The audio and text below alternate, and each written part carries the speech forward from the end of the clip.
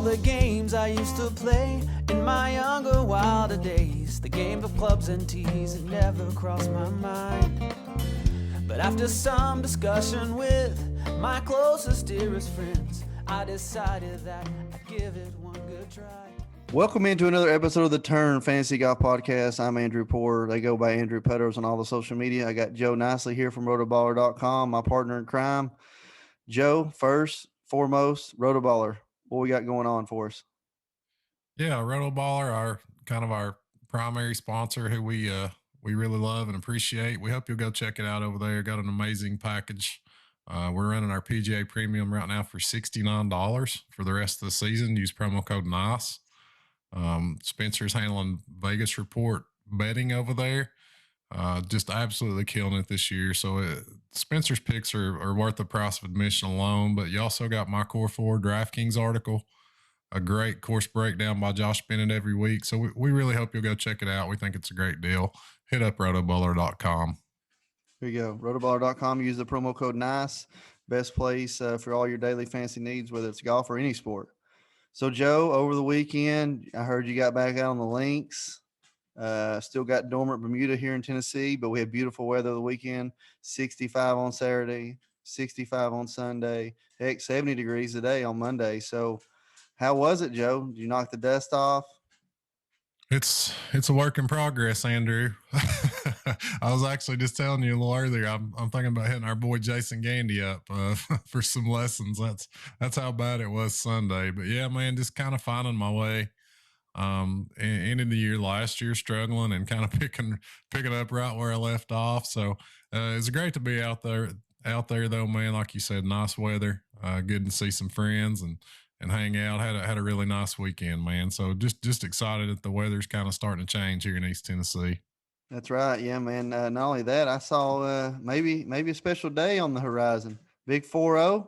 Yeah, coming up, man. We're recording this on Monday night, and when you guys are listening to this, I'll be 40. Hit the big 4-0 March 23rd. So yeah, kind of some crazy stuff. A little change of pace in life, hitting 40. But yeah, had a great weekend. Like I said, saw you guys up at the Brook. Got to spend some time with our buddy Stacy and his wife.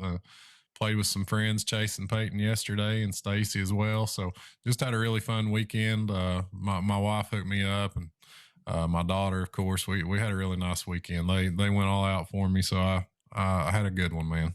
Well, good, man. That's awesome.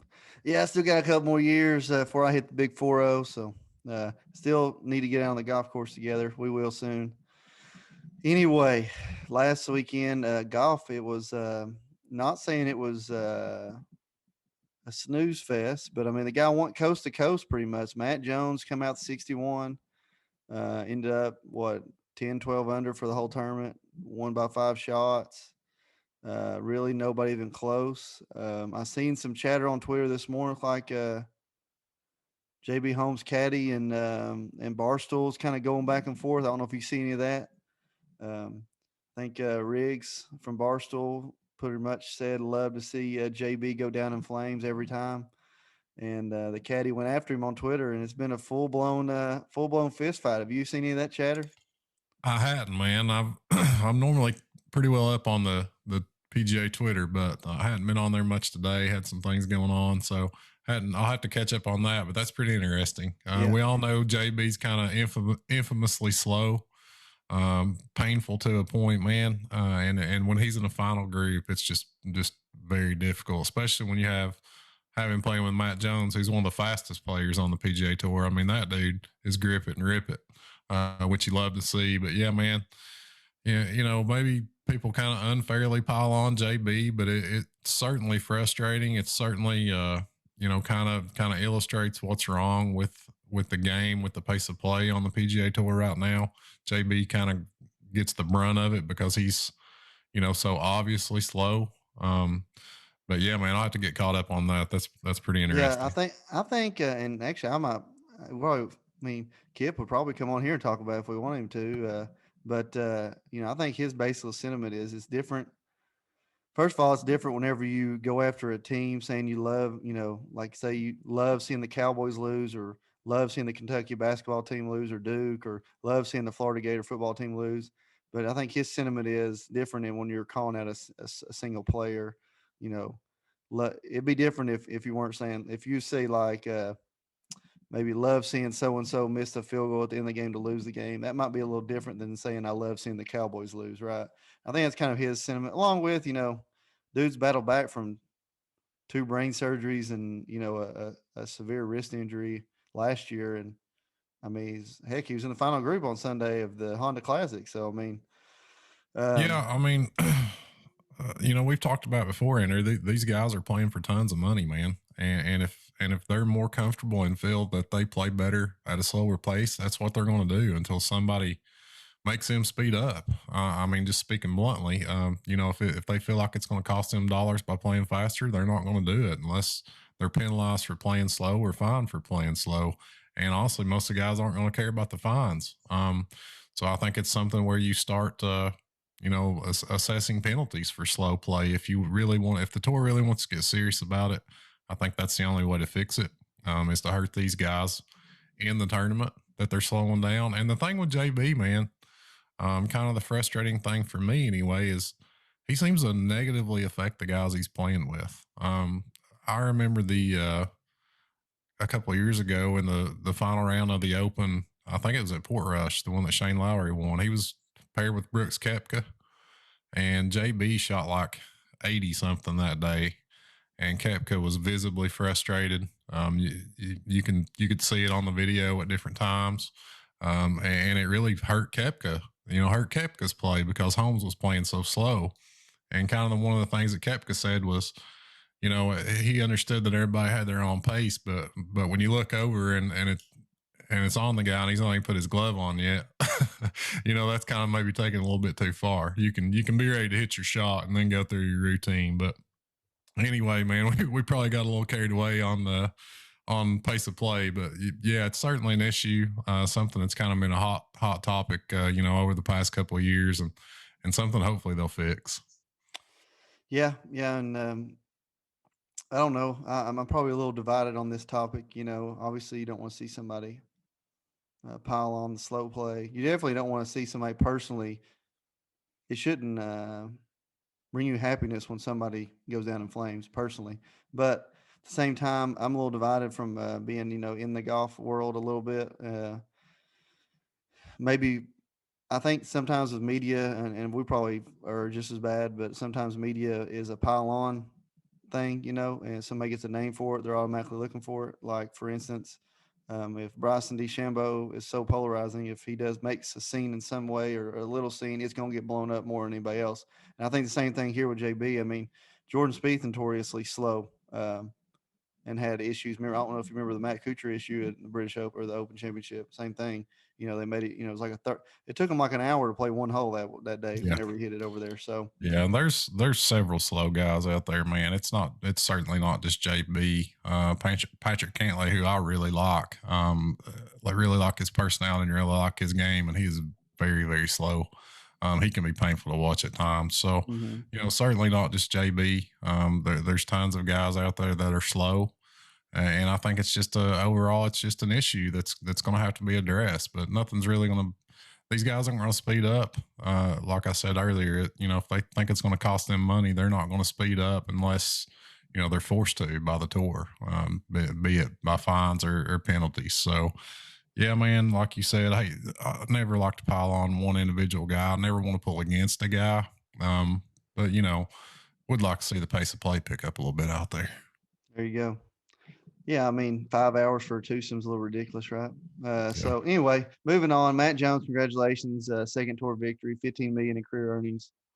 Definitely the ball. I mean, I think Sunday hit 17 greens, 2 under, just played fantastic, man. That opening round 61. Got to be the course record there, right? Yeah, I think it tied it probably, or it set the course record. But in that wind, which he went out early, I believe, Thursday, so kind of got the good draw, good wind draw there, but still caught some wind at the tail end of his round, and on that golf course, man, just an amazing round and a really strong performance to hang in there the whole way. So a great win for him. We talked last week that the field has kind of declined in that event. over the last couple of years. But nonetheless, man, still a marquee tournament to have on your resume, and really hope we see the Honda get back kind of to its former glory at some point. But yeah, really good win from Matt Jones. Absolutely. So moving on this week, something a little different. And today we're going to be covering just the really kind of the bracket thing. We're going to talk a little bit of DraftKings. We're going to be talking mainly about the bracket because it is March Madness, folks. So let's go ahead and get our brackets out, Joe. Where you want to start? You want to start up in the DJ, the number one overall selection, Dustin Johnson. Let me first of all talk about the course real quick. Don't want to leave that out. Austin Country Club, Austin, Texas. I'm not even sure. Was this second or third year, maybe they played it there? Third year, I think. We got Bermuda Overseed with the ryegrass fescue blend, rough as Bermuda, greens of Bermuda overseeded with Poana. So it's gonna be a lot of different trickier grasses. I don't really know much about this golf course because I haven't really paid. I hate to say it, but I haven't paid much attention to this tournament just because it's just different.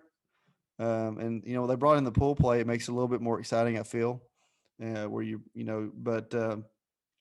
par 71, 7,100 yards, a lot different than, I think when it was in Arizona before, it was like 7,800 yards, whatever they used to play on. It was a lot different. I mean, it was almost like the Bombers had such an advantage on the course they used to play this tournament on compared to now. So, but that's Austin Country Club. Like I said, second or third year they play this here. Moving on to the bracket, Joe. DJ, Kevin Na. Who's McIntyre? There's guys I don't even know is in the top 6 in the world. And Adam Long. Robert McIntyre. He's a good young player from Scotland. Young guy. He plays on the Euro Tour all the time. He's a really talented guy, actually, but still kind of finding his way in the States. But yeah, man. As you mentioned, there's some guys you might not be very familiar with if you're kind of strictly just a PGA DFS fan. But yeah, DJ, I feel, has the easiest draw, the easiest group on the board, as he should, as the number one seed. You feel like Kevin Na would be a guy that could maybe be kind of a thorn in his side. We've seen him play really well in match play situations, but you have to be a little bit concerned after the back issue and the withdrawal at the players. Adam Long's a guy that can get hot. McIntyre's talented, but you just don't feel that anybody has, the fight to really give DJ a match in that. So, I feel that DJ's probably the best spend up option if we're talking DraftKings. There's another player that I feel has a really good draw as well that we'll talk about kind of when we get to that point in the bracket, but really love where DJ is. Actually has you feel like he has a pretty good draw even to get past the round of 16 and into the quarters. So yeah, I'll definitely love DJ in that group. Yeah, I agree. It's now, like you say, Kevin Na, tough competitor, but I mean, let's get serious, folks. Second, nowhere close to the kind of talent you got with DJ. So it should be a pretty pretty easy cakewalk for DJ. And like you said, it's going to be the foursome, the groups of the pods of 4 that you're going to see. The rest of the other 15 pods you're going to see are noticeably harder. And we might want to go ahead and say that just from recent form, the pod right under it. Now, what we're doing, folks, we're going in bracket order. We're not going group 1 through 16. We're going to go in bracket order. So group 16, Sanjay M, Victor Perez, Mark Leishman, and Russell Henley. This is an interesting group just because we got 3 guys in here that got some real firepower. And the 3 guys I'm talking about, it's M, Leishman, and Henley. And Leishman and Henley are ranked higher than Victor Perez. So this is kind of like a toss-up. I still have to probably lean towards the Sanjay M just for consistency basis. But if Leishman or Henley get hot, not, same thing. Anybody in this group or anybody in this tournament. But we got some serious talent in this pool, Joe. Yeah, you feel like this one's wide open. Sanjay, you would probably give the nod to talent-wise, but I believe this is his first start in the match play. Would have played last year, but it was canceled due to COVID. So we're seeing a bunch of first timers in this event this year, Andrew. Because of that experience, I would maybe lean Henley. Played well at Honda, great iron player, can get really hot with the putter. And it's tough to go chalk all the way across the board. So I'm gonna go. I'm gonna go Russell Henley, my guy. Uh, Played him a lot last year during the kind of the swing season and the wind down of the regular season. So I'm gonna go Henley there over Sung Jae, a little bit of an upset. I like that. I like that. I mean, you know, maybe the course being maybe a little bit more gettable. Maybe that might take Leishman out because it seems like he plays better on the harder courses. But yeah, I like that play. I'm probably going to lean Henley as well as far as picking one out of this pod. So we're right on track here. DJ Henley after 2 pods. Let's go on to the third one. Webb Simpson, Paul Casey, Mackenzie Hughes, Taylor Gooch. Got sucked into the Taylor Gooch write-ups all over the internet last week and did not pan out for me. I think he does have a promising career ahead. A big muscular guy that seems to be a pretty good player and so far has had a great 2021 season. He's going to definitely be outmatched. We got Mackenzie Hughes here who can go off at any moment. We know Webb Simpson's one of the best players in the world, and Paul Casey's steady Eddie. So you want me to go first? Yeah, I'll go first since go ahead, man. First times. I probably actually this one to me. I'm gonna kind of. I think Mackenzie Hughes is gonna overcome this group, even though the third best seeded player. Paul Casey is not known for getting hot. He's known for not making mistakes. Webb Simpson, he just something's been a little off with Webb in the 2021 start part of it. So I think Mackenzie Hughes here is he's got moments where he's went low all over different golf courses and on tour, and for some reason I'm just feeling the Canadian's going to come through here. Yeah, man. Not a bad play there, especially for we're considering DraftKings. You're talking about getting a guy an extremely affordable salary, one of the cheaper ones on the board, and we're talking about a guy that can get extremely hot with the putter. Which as you know, Andrew, you've participated in a lot of match play events. A guy gets hot with the putter, man, and that's really all it takes in an 18 hole match. So Mackenzie Hughes could definitely come out of there. Like you said, I feel like something's a little bit off with Webb. Taylor Gooch is a great ball striker, but tough to depend on. So I'm going to go Paul Casey there. Played really well this year. Has looked extremely sharp. Already has a win over on the Euro Tour. He's 37, 26, and 5 in his career as a pro in singles match play. So I want to go Casey. We've seen him make some deep runs in these things. Seen him play well in the Ryder Cup. So I'm going Paul Casey there.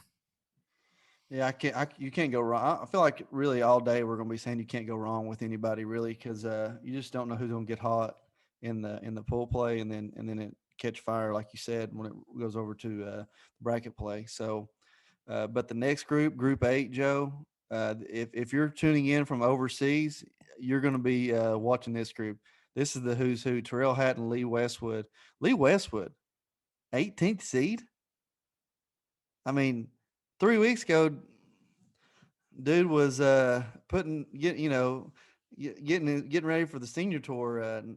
Now the guy's back in, qualifying for the Masters, and I mean he's all in here. I mean, oh yeah, man. So Terrell Hatton, Westwood, Sergio Garcia has had 2 great finishes in the last 6 months, and the all talented upcoming Matt Wallace. This is a great group of guys. Really, this is a great group. This is a group that's going to always get these 4 right here are going to be.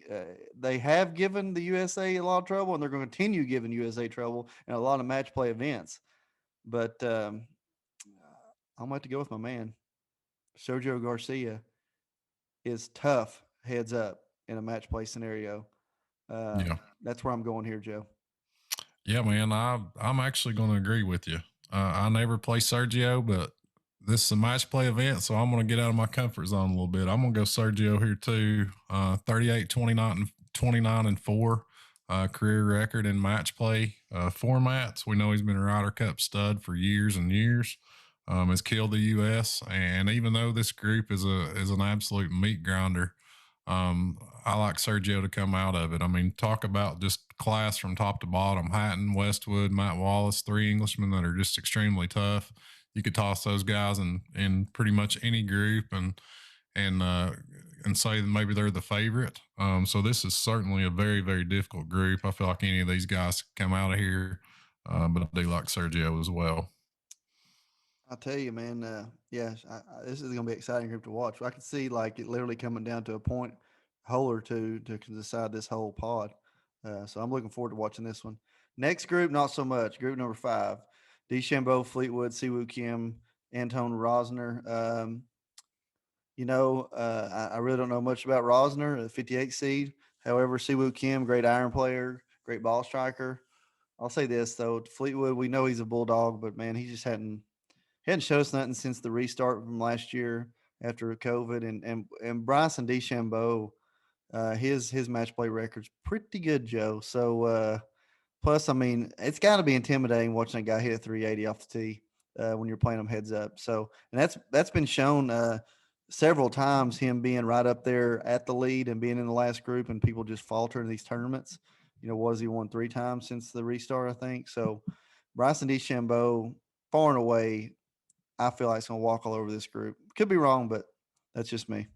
Yeah, I agree. I agree, Andrew. I kind of looked at this group and tried to, find a way to get contrarian here. And I think there's some kind of narratives you could make yourself lean on. We know Tommy Fleetwood, like you said, is a grinder, really tough match play player. Siwoo Kim's a Pete Dye specialist. Something that kind of got me thinking along those lines. He plays really well on Dye courses. Saw him win earlier this year at the Amex. We know he's one of the players, played really well at Hilton Head.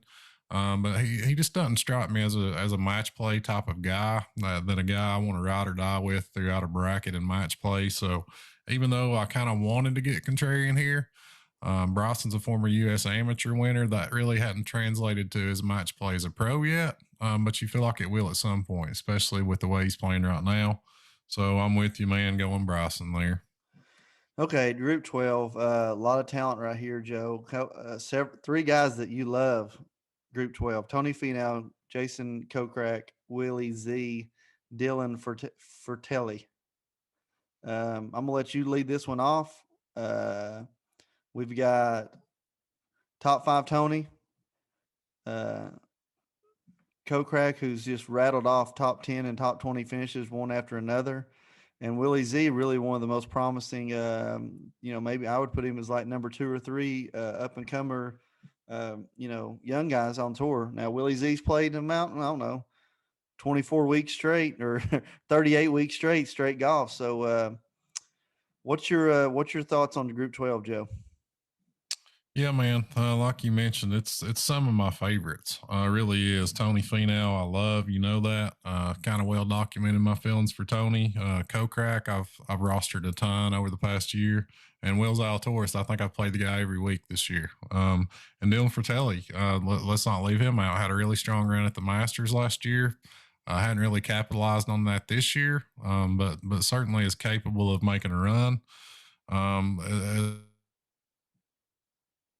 As much as I like Tony, just to kind of go against the grain a little bit, especially on DraftKings, we're looking at a price difference pretty significant between Tony and my guy Willie Z. So I'm gonna let's find something the guy can't do, man. The kid just continues to exceed expectations and play extremely well at the highest level. So we'll see how he does in match play. I'm going Willie Z, man, taking him over Tony there, even though it kind of breaks my heart a little bit.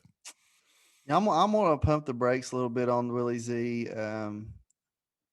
Not saying that the talent ain't there. Obviously it is. And we've basically been praising him for about, I don't know, a dozen weeks or so straight. But I'm going to go away from it, man. And I really want to, I want to go to move to the Finau movement, but dude has not performed in the match play as well. So I really don't know where to go. I feel like maybe these guys be beating up on each other and they kind of overlook Fertelli. I don't know if he can sneak in there or Kokrak. So I think I'm gonna go against the grain here a little bit and go Kokrak 29. He's come off 3 straight top tens. Um, and so really, actually, Kokrak and Zalatoris have really had similar 2021s. Honestly, if you look at it on paper, and so I'm not scared to go Kokrak here in this group. It's like once again, you're going to see some great ball striking out of this group, and then Fratelli's not a very good ball striker and a great putter, so it should be interesting. Wouldn't be surprised if Fratelli sneaks in there somehow, though. I don't know why. I just wouldn't be surprised. Group 13. Hovland, Abe Answer, Burned Weisberger, Kevin Streelman. As good as Victor Hovland has been, as good as he is, this group to me is wide open, Joe. I mean, wouldn't be surprised if the old silver man Kevin Streelman himself, rattled off a win in this pool play. This to me, this group's wide open, so I'm gonna let you hit it first.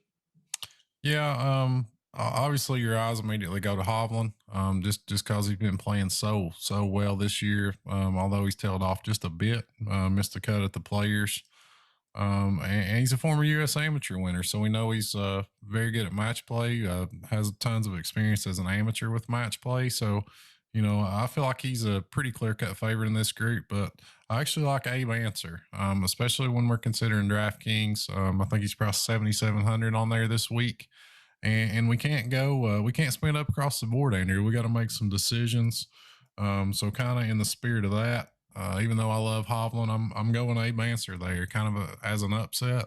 I feel like he's starting to come into his own this year. I really liked, even though Tiger trashed him at the President's Cup back in 2019. I really liked his attitude over there. Liked how he handled himself. Kind of made some remarks about feeling self-confident, and of course, as Tiger does, he took him and ran with him and put Abe down. But I kind of like it, man. I think the kid's really tough.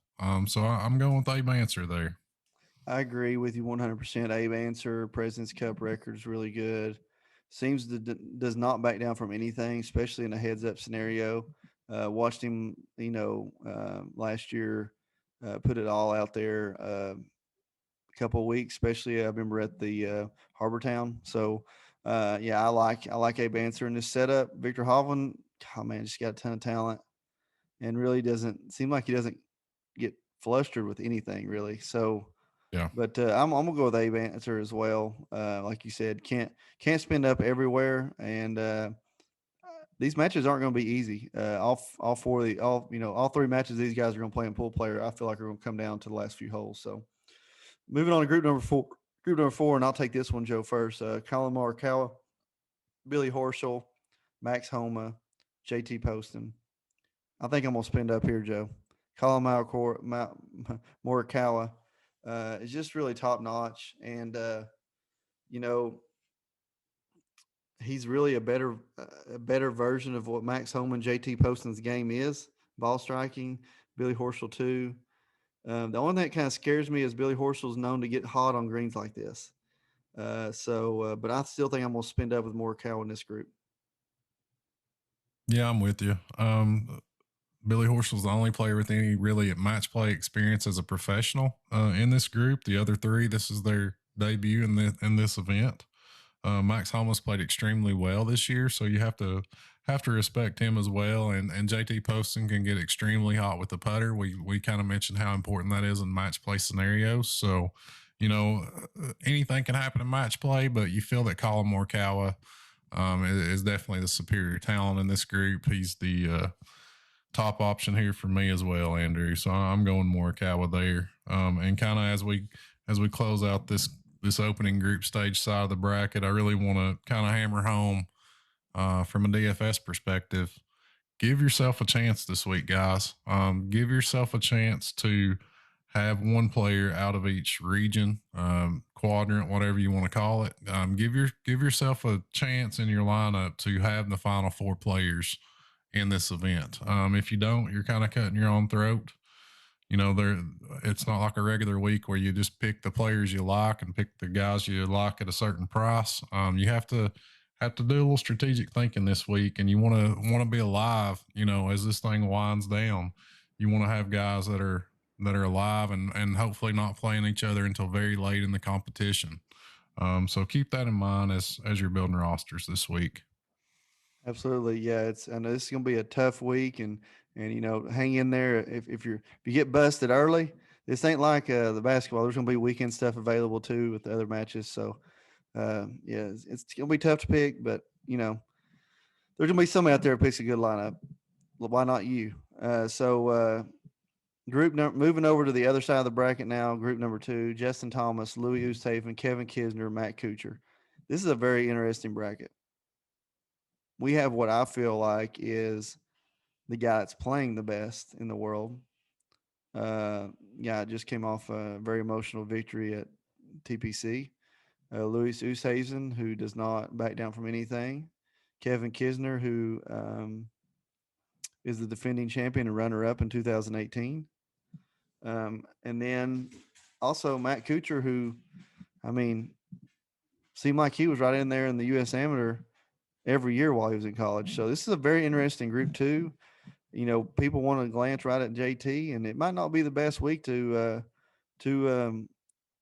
play one of the guys that costs the most, like JT, mainly because this group right here is tough, Joe. Totally different draw than DJ.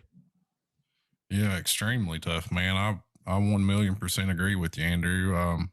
The seeding did JT no favors at all this week. Even though he's the number 2 overall seed, draws arguably one of the toughest opening group stages, as you mentioned. Just veteran experience galore.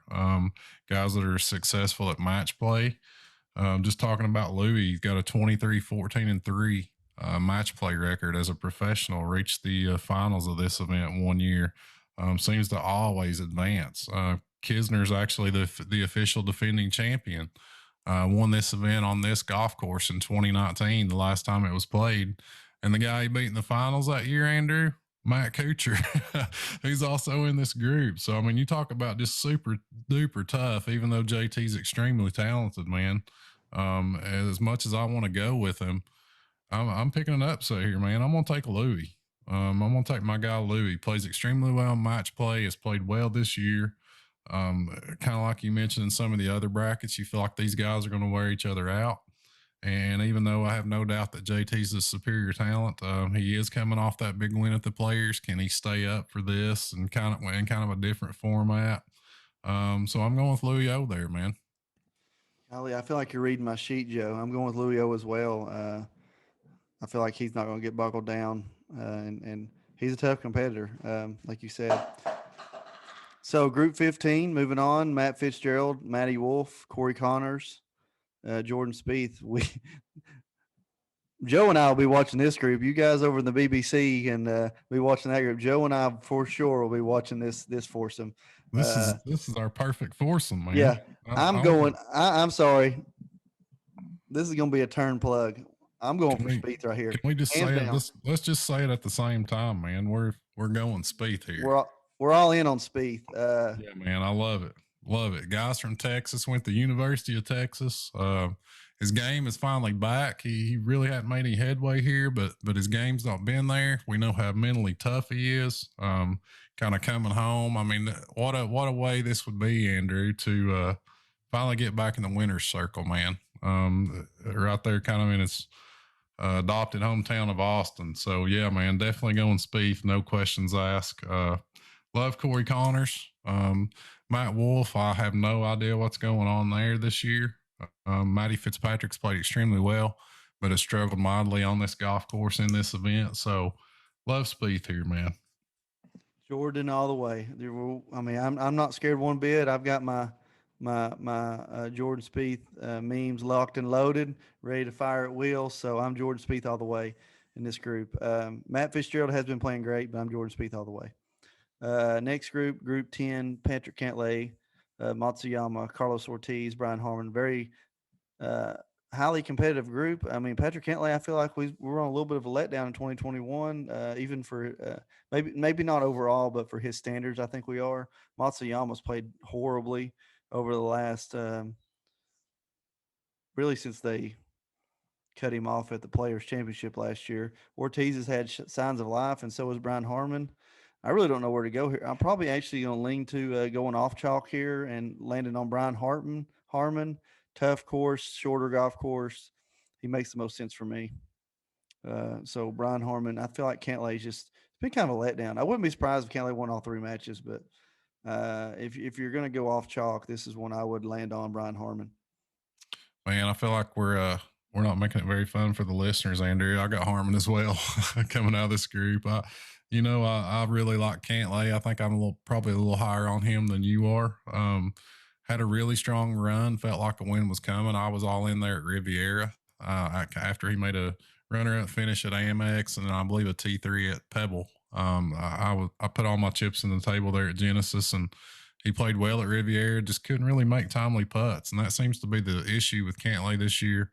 Let us down with the miscut at the Players. And while I could see him coming, completely to the finals of this thing, I could see him having trouble here with this group. Like you mentioned, Matsuyama's been spotty at best, but we know he's a ball striker that can get extremely hot. Same can be said for Ortiz.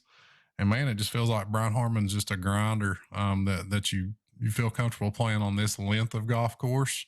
I feel like he's the type of guy that you want in match play, just mentally tough. He's coming off a great performance at the Players. So yeah, man, just to go off board, get a little contrarian here. I'm going Harmon too.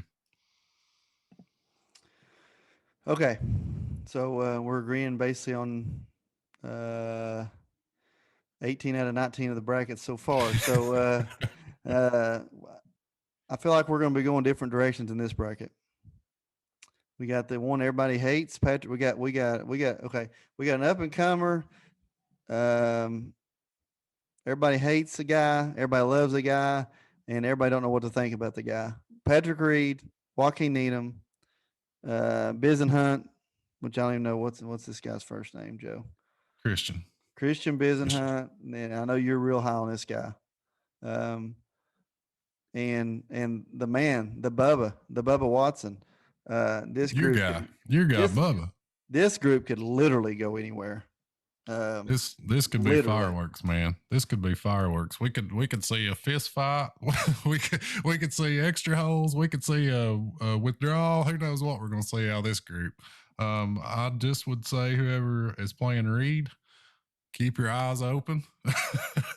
Keep your eyes open and stay close. If Reed's off the fairway, get in there with him, boys. Is all I know to say. But that being said, I love Neiman. I've been had a little bit of exposure to Bisenhoot lately.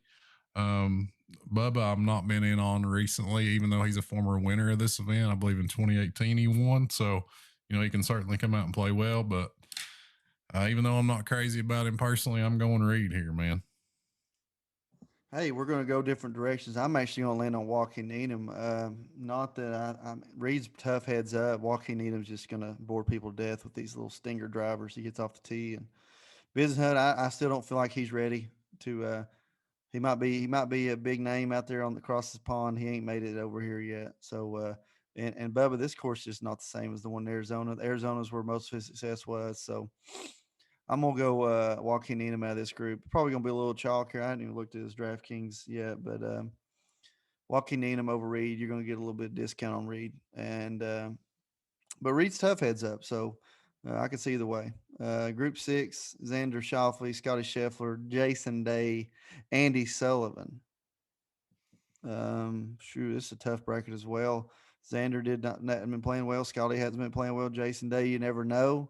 I'll tell you what, Joe. I'm gonna go ahead and say it. I'm going anti-bagels here. Jason Day takes this bracket unless he WDs before then. Jason Day takes this bracket.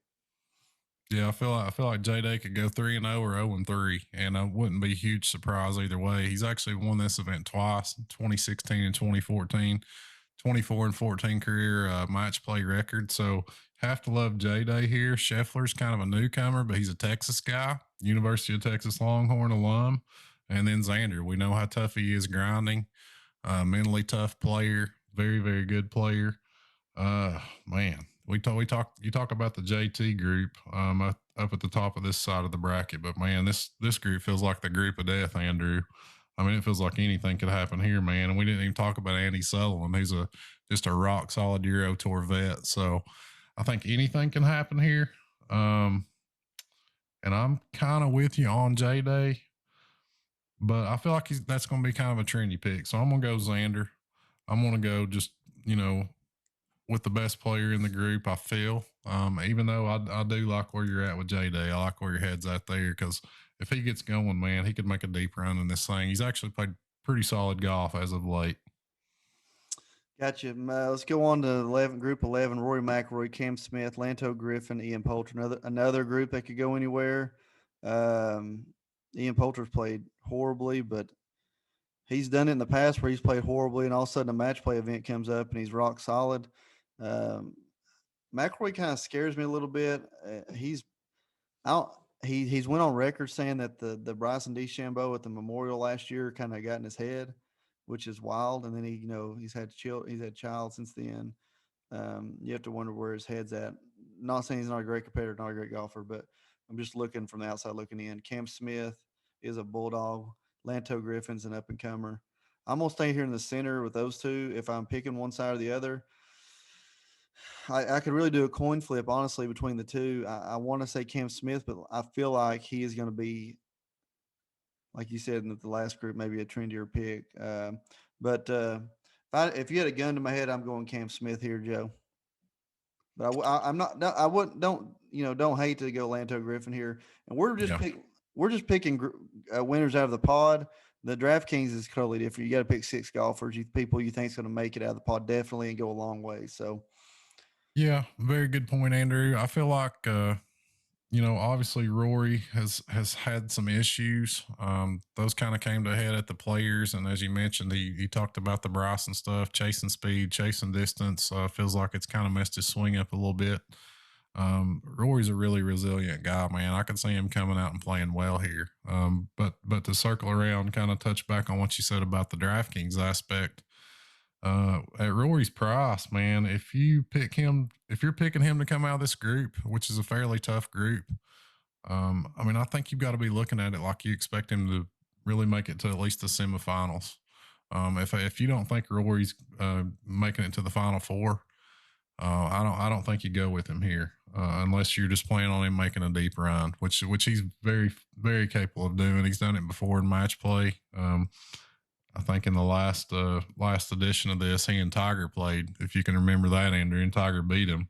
That was a really fun matchup. But I'm going Cam Smith as well. He's tough. Beat JT in the President's Cup. Kind of showed me something there in his debut in that event. So I like where the young man's going. We saw him play well at the Masters. We've seen him pop up a couple times this year. And I just think he's a mentally tough guy and a grinder. So I'm going Cam Smith there just because I don't know if Rory has got everything hitting right now to go the distance. Could not agree more. Next group 14, Daniel Berger, who we don't know what's going on there. Harris English, same thing. Don't know what's going on there. Brendan Todd, EVR. Man, this group, right? I mean, we got tons of talent at the top, and then guys that, Todd at times has looked like a top 20 player in the world on some courses, and this could be one of them, Joe. So, with that being said, I'm shocking the world right here, Brendan Todd. I'm not going up top with the possible injuries that have been nagging these guys, and Harris English has somehow went from top 5 player in the world to can't make a cut. So, yeah. Man, it's crazy to say, and I very rarely play the guy, but I think I might agree with you. I think I might go Brandon Todd as well. Berger, we saw withdraw last week with a rib issue, something that popped up at the Players. So it's iffy at best. Harris English also has a recent WD, withdrew from the Players, and he's been absolutely horrible since winning in Hawaii. We thought that victory might springboard him to huge things this year, and it's kind of had the opposite effect. He's absolutely went in the tank since that win. EVR is a tremendous ball striker, but you don't know if he can get the putter going well enough to kind of keep things going in match play. And Brendan Todd is a guy that we know can get unbelievably hot with the putter, has ridden his putter to victories and strong finishes over the past 12 to 18 months. So, this is a shorter golf course. And none of these guys in this pod are really bombers anyway. So I'm with you, man. I'm going Brendan Todd. I just don't know about Berger's rib. That's what's keeping me off there. Hate the form of English and EVR. I have questions as well. So going Brendan Todd there, man. And that kind of leads into that last pod on this side of the bracket. And I'll just go ahead and dive in there with John Rahm. He's the player right there with DJ that I feel has kind of the easiest route to at least the quarterfinals. Because when you look at that Burger English Todd EVR group, and then you look at Rahm's group, if he makes it out of that opening pod, you feel like he can kind of take out the winner of that pod above him. What do you think there, Andrew? Well, Not to kind of jumble things up, but I feel like you have to look at, especially if you're going to pay up. I feel like you almost are betting on a deep run, and it seems like Rahm's got a pretty clear path there to make a run in this thing. I feel like right here, if Rahm's going to have a harder time getting out of his pod than he is going to make it to the Final Four. Yeah. I mean, Lowry, Munoz, Palmer, being, a short, steady Eddie player, still 24th seed in this thing. And, they're actually really good friends. So, yeah. I mean, Lowry ain't no nothing to sneeze at. And, Munoz last year really played great. I don't know if his golf course is going to set up good for him, but it's going to be harder for him to get out of his pod than it is going to be made to the Final Four. I'll say that. Yeah. And so I don't have any problem paying up with DJ and Rahm right here in this tournament and trying to find somebody in the other two brackets that have a possibility to make a run. Yeah, I like Rahm here. While like you said, there's some things to like about the other guys in that pod. They've got a combined 7, 17, and 3 match play record between three of them, Lowry, Palmer, and Munoz. So, I don't feel like there's an overwhelming challenger for Rahm there. Even though any of those guys can certainly beat him, Rahm's played well in match play, lost in the finals in this event to DJ back in 2017. Obviously was a phenomenal amateur player. He beat Tiger in the last Ryder Cup. So I mean, Rahm is kind of a clear cut favorite for me here. Even though I respect those other players, and like you said, I feel like if he gets out of that group, you never want to say it's going to be smooth sailing in match play, but there's a pretty clear path there for Rahm to get deep in this thing, I feel. All right. Yeah, absolutely. So Joe, on the way out, where's your heart at, Joe? Man, Spieth. Let's go Spieth, Andrew. We're at home. We're at home this week, baby. We're hook 'em horns. We're going Jordan Spieth. He dug real deep in his heart to pull that pick out. Real deep. I've been waiting a long time for that one, man. I'll say this. It feels good to say it. Jordan Spieth. If you look, say the top, I honestly feel like that, DJ might have the easiest way to get out of his pod, but that side of the bracket over there, the opposite side is a much easier side compared to this side. If you look at that bottom bracket, DeChambeau, Finau, Willie Z, Hovland, Abe Answer, Morikawa.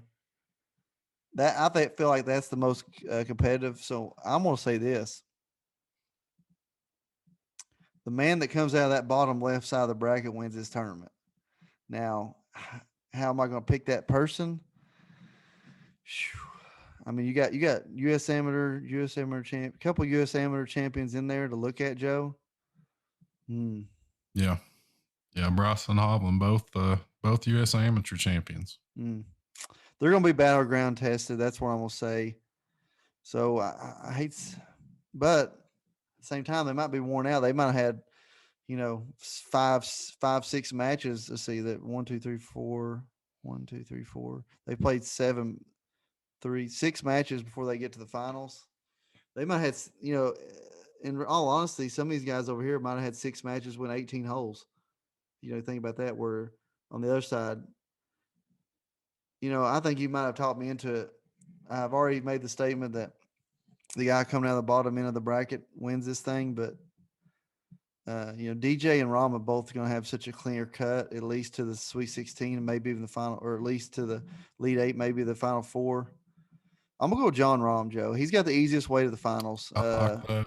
Yeah, I like him to come out of that group. I like him to, take out the winner of that Burger Todd English group.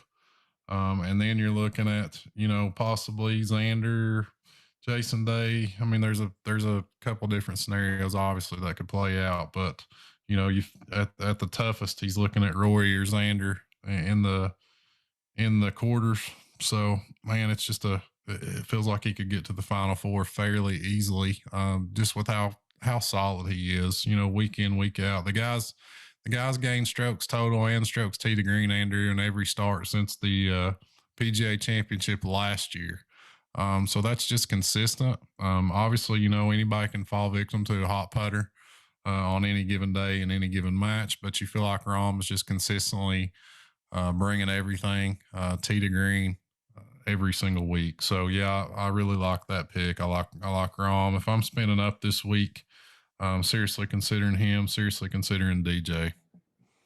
Yeah, I'm like I said, he's still got to get out of his pod, folks. I mean, Palmer and Lowry are not going to let him walk out of there without a fight. No, that's that's kind of big time names are getting knocked out of this thing, Andrew, early, and that's why they went to kind of this pod system, in hopes that over 3 matches the better player is going to win. And we've basically seen that pretty well hold. A lot of the randomness has been knocked out of that, so it almost makes you want to lean towards a guy like Rahm in that situation. JT, man, just has such a tough draw in that group of his, and then coming out of kind of that region, if you want to call it that, it looks really difficult. And same can be said down there in that kind of that Bryson, Holland, Morikawa area. That's a really tough one as well, man. So I just feel like DJ and Rahm are the 2 kind of clear cut spend ups for me this week right now. I'm going to be picking my spots in these tougher regions, hoping to save money on DraftKings there, and hoping to give myself a chance to get all 4 of the final 4. That's kind of the big thing I hope you guys take away from this week's show. Give yourself chances.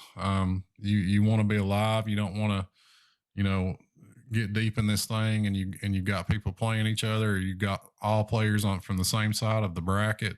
Just make sure and give yourself chances this week. That's right. I'm Andrew Putters. This is Joe Nicely. We want to thank Rotoballer for continuing to help us along. Remember to use the promo code NICE whenever signing up for the premium package. If you like what you heard, give us a like, get subscribe, share on all social medias. Don't be afraid to reach out to us. We got on social media, we'll hit you back. One thing good about the premium package, you got direct access to some of the Rotoballer guys to ask some questions on our Slack channel. So saying that to say this, big announcements, big things coming for the first major of the year. We're not going to say it yet. We're going to keep you on the edge of your seat. Big things coming, though, for the Masters. Everybody get excited. Big things coming. So anyway, I'm Andrew. That's Joe. And you've listened to the Turn Fantasy Golf Podcast. It's gonna drive me